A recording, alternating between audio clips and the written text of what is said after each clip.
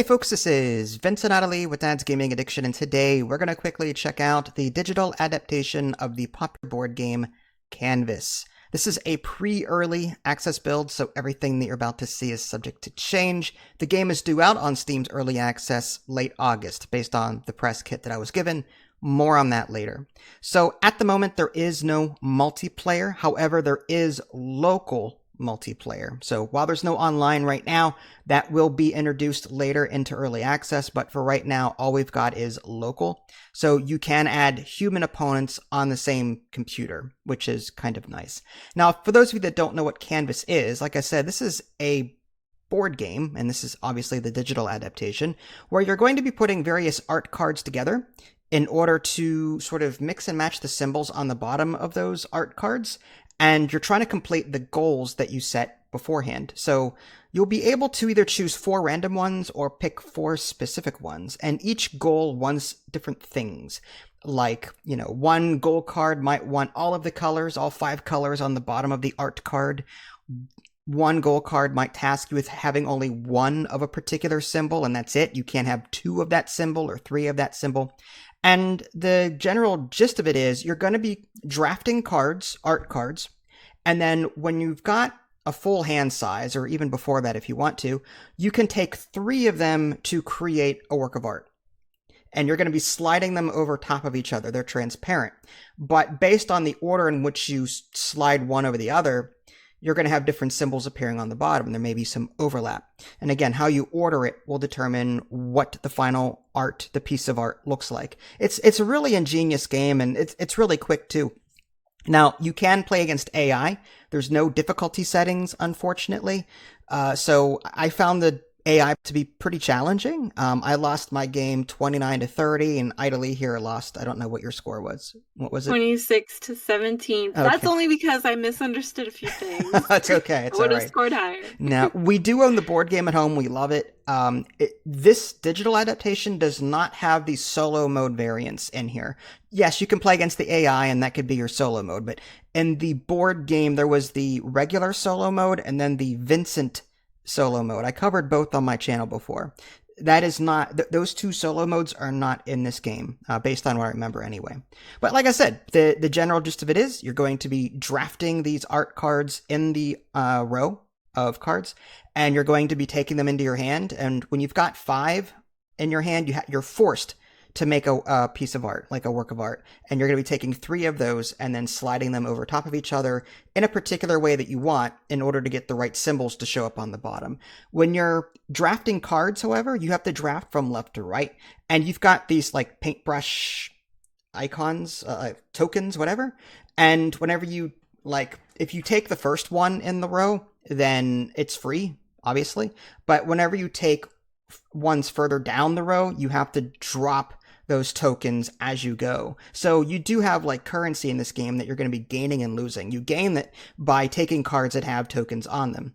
So it's a really cool system. It kind of forces you to think about what you're doing. Like I said, the way the game handles the overlapping of the cards, it's really easy to follow. And I like that the game also tells you on the top what goals you've satisfied based on the current layout that you've chosen. So there's a lot of user friendliness when it comes to the UI. I thought I really enjoyed that. Idly, what were your thoughts? I mean, did you enjoy this so far? I loved this game. This game was fantastic. Nothing less than fantastic. Now, did you have any issue with the digital side? I mean, I know you like the board game. Did you have any issues with the digital so far? I really didn't. At first, I was a little confused with some of the things, but that's only because I've forgotten how to play. But Yeah. once you kind of get into it, within just a couple minutes, Mm-hmm. you really get the flow of it, you get the feel of it, and you're like, oh, okay, I see what they're trying to do. Mm-hmm. And I was a little nervous because coming back to it after such a long time, I was like, oh man, I completely forgot how to play this. I think I'm gonna be terrible at it. I mean, granted, I was, but it's only because I misread and I was too lazy to reread. But Mm-hmm. this is such an easy to grasp and Mm-hmm. really fun uh play, I guess. I want to compare this to Mystic Vale, but I don't know. I think it has its own spin on it. Yeah, Mystic Vale has its own clear cards that you can put into sleeves and stuff.